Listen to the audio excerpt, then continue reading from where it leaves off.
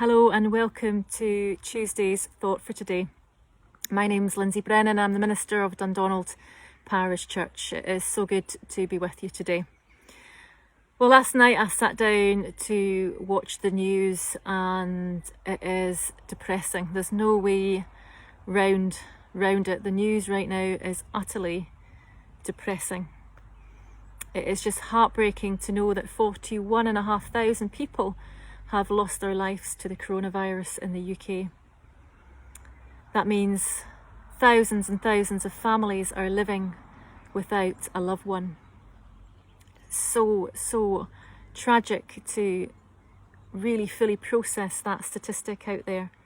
And folks are still living in isolation. People that are really vulnerable are living in isolation, and there's consequences to that as well. People are struggling with their mental well-being. Children are struggling with not being able to see their friends or to go to school. And on top of that, we are witnessing riots happening.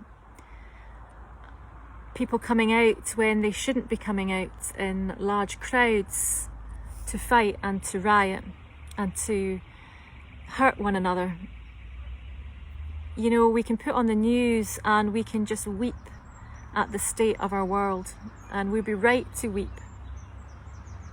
And this reminds me of the prophet Jeremiah, who is actually known in the Bible as the weeping prophet or the lamenting prophet.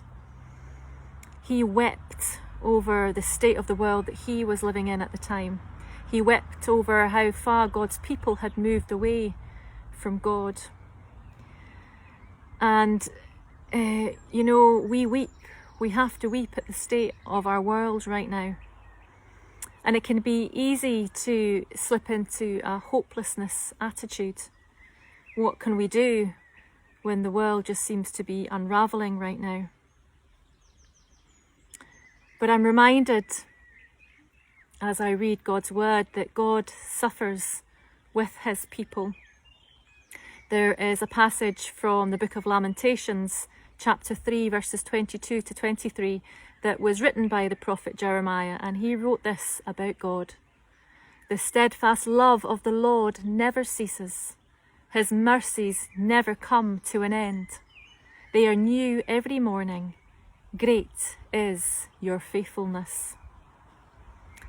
Jeremiah knew from personal experience about God's faithfulness, trusting in God's faithfulness day by day.